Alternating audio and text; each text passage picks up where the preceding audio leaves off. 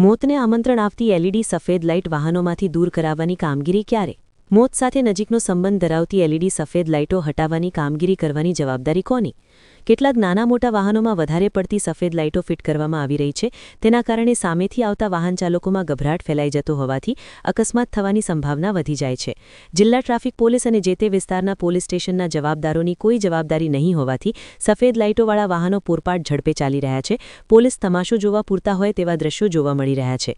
સુરેન્દ્રનગર જિલ્લામાં અને શહેરી વિસ્તારમાં ક્યારે વાહનોમાંથી ગેરકાયદેસર સફેદ એલઈડી લાઇટો હટાવવાની કામગીરી હાથ ધરવામાં આવે છે તે જોવાનું રહ્યું છે. સુરેન્દ્રનગરમાં two wheeler, three wheeler, four wheeler, luxury bus અને ભારે લોડિંગ વાહનો સહિતના વાહનોમાં ગેરકાયદેસર લગાડેલી સફેદ એલઈડી લાઇટો અકસ્માતનું કારણ બને તેમ હોવાથી ટ્રાફિક પોલીસ દ્વારા ખાસ ડ્રાઇવ ઝુંબેશ રાખીને સફેદ લાઇટો હટાવવામાં આવે તેવી લાગણી અને માંગણી છે.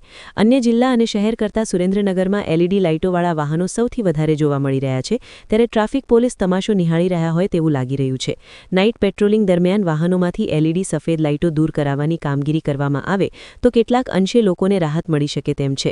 ઉલ્લેખનીય છે કે સફેદ એલઈડી વાહનોમાં આવી લાઇટો છે કે સફેદ એલઈડી લાઇટો ખતરનાક પ્રકાશ ફેંકતી હોવાથી સામેથી આવતા વાહન ચાલકોની આંખો અંજાઈ જતી હોય તેના કારણે અકસ્માત સર્જાઈ જવાની શક્યતાઓ વધારે વધી જાય છે. ત્યારે સામેથી આવતા વાહન ચાલકો માટે જીવલેણ બની જતી હોવાથી ફોર વ્હીલર અને ભારે વાહનોમાં ગેરકાયદેસર લગાડેલી સફેદ એલઈડી લાઇટો સામે કાયદેસરની કાર્યવાહી હાથ ધરીને વાહનોમાંથી દૂર કરાવવાની માંગ જાગૃત નાગરિકોમાંથી અનેકવાર ઉઠી ચૂકી છે. પરંતુ ટ્રાફિક પોલીસ વિભાગ અને જે તે પોલીસ સ્ટેશન વિસ્તારમાંથી પસાર થતા એલઈડી સફેદ લાઇટોવાળા વાહન ચાલકો સામે કડક કાર્યવાહી કરવામાં આવતી નથી. તેના કારણે સફેદ લાઇટોવાળા વાહન ચાલકોને ફાવતું જડી જતું હોવાથી બિંદાસ્તપણે પૂરપાટ ઝડપે પોતાના વાહનો ચલાવીને અકસ્માતને આમંત્રણ આપવામાં આવતું હોય તેવું લોકોને લાગી રહ્યું છે. ગેરકાયદેસર રીતે ચાલતા વાહનો સામે કાર્યવાહી કરવાની સૌથી વધારે જવાબદારી ટ્રાફિક પોલીસની આવે છે.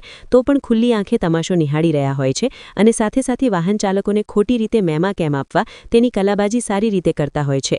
પરંતુ જીવલેણ સાબિત થાય તેવી એલઈડી સફેદ લાઇટોવાળા વાહન ચાલકો સામે કડક કાર્યવાહી કરવામાં ટ્રાફિક પોલીસ વિભાગ અને પોલીસ કર્મીઓ કેમ પાછીપાની કરવામાં આવી રહી છે તે જાગૃત નાગરિકોને સમજાતું નથી. આવી સફેદ લાઇટોવાળા વાહનોના અનેક અકસ્માતો સર્જાયા ચૂક્યા છે અને સાથે અનેક લોકોના મોત પણ થઈ ચૂક્યા છે. તેમ છતાં પણ ટ્રાફિક પોલીસ વિભાગ દ્વારા કડક કાર્યવાહી કરવામાં આવતી નથી. આમે ટ્રાફિક પોલીસ હપ્તાઓ ઉધરાવવા માટે હોય તેના કારણે ટ્રાફિક પોલીસ બદનામ થઈ ચૂકી છે. એટલે જ જાગૃત નાગરિકો જણાવી રહ્યા છે ગમે તે કરશો તો પણ ટ્રાફિક પોલીસ સફેદ લાઇટોવાળા વાહન ચાલકો સામે કડક કાર્યવાહી કરવામાં નહીં આવે તેવી 100% ખાતરી આપી રહ્યા છે. વધુમાં અમદાવાદ, વડોદરા, સુરત, રાજકોટ સહિતના અન્ય શહેરોમાં ટ્રાફિક પોલીસ દ્વારા વાહનોમાંથી ગેરકાયદેસર લગાડેલી સફેદ એલઈડી સફેદ લાઇટો ઉતરાવીને દંડ ફટારકાનું શરૂ થઈ ચૂક્યું છે.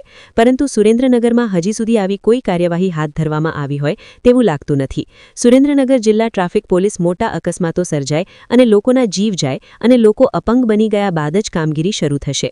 તેથી ટ્રાફિક પોલીસ સામે સવાલ ઉઠી રહ્યા છે. સુરેન્દ્રનગરમાં અનેક રિક્ષાઓ અને બાઇકમાં ગેરકાયદે એલઈડી સફેદ લાઇટો નાખેલી જોવા મળે છે. પોલીસ તંત્ર આ જોખમી એલઈડી સફેદ લાઇટો હટાવવાની કામગીરી વહેલી તકે હાથ ધરે તેવી જાગૃત નાગરિકોની લાગણી સાથે માંગણી છે. અને સુરેન્દ્રનગર જિલ્લામાં અને શહેરી વિસ્તારમાં ક્યારે વાહનોમાંથી ગેરકાયદેસર સફેદ એલઈડી લાઇટો હટાવવાની કામગીરી હાથ ધરવામાં આવે છે તે જોવાનું રહ્યું છે. બ્યુરો રિપોર્ટ, સમય 24 ન્યૂઝ, સુરેન્દ્રનગર.